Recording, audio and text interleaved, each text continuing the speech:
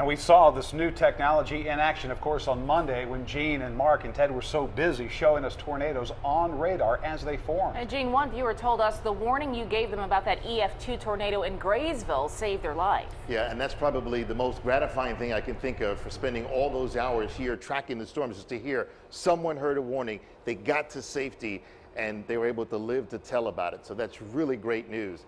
Let's talk a little bit about what's going to be happening this weekend, which could be good news, especially for race fans. I want to give you the forecast. If you're heading out to Talladega, no problems like last year. Remember, it was cloudy and rainy and icky.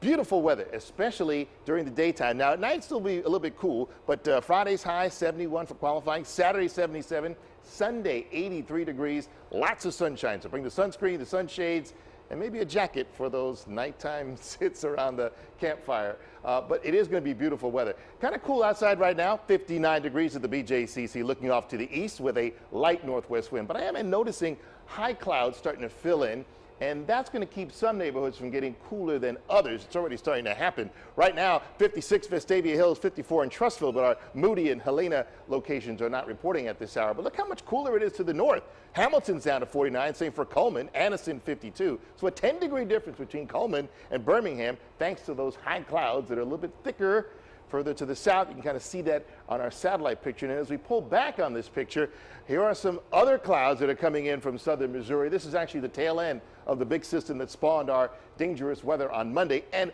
because of the upper level flow, more moisture, believe it or not, is heading for Mobile and Pensacola. They don't want to see any more rain after the horrible flooding that they have been dealing with. Nearly 2 feet, more than maybe even a tropical storm or a hurricane might bring them, and they might get some more rain overnight. For us, we'll see a couple of high clouds, but by morning, the eastern half of the state might be a little bit cloudier than here in Birmingham and off to the west of I-65. Beautiful for the most part, and then late in the afternoon, we'll start to see some clouds begin to move in. That's that tail end I showed you coming out of Missouri. Don't think it'll have any rain with it, but it will mean we won't see bright blue skies, but just a couple of fair weather clouds. They will quickly exit, and that will enter in or usher in our great looking weekend.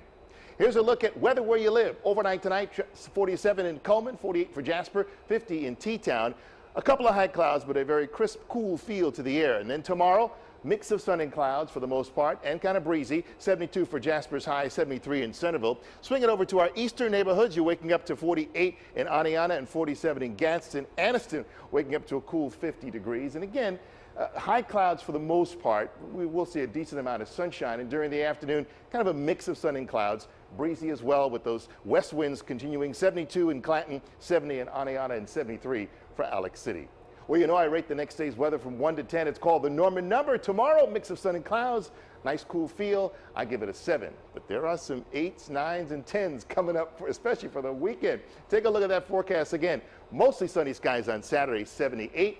Mostly sunny, bright sunshine really for Sunday, 83 degrees for the high. And we won't see too many more cool mornings once we get past Sunday morning, because highs will climb into the mid 80s, lows will be in the low 60s through the middle of next week. Great way to start the month of May. And I don't see any storms in the future, maybe some rain for Mother's Day weekend.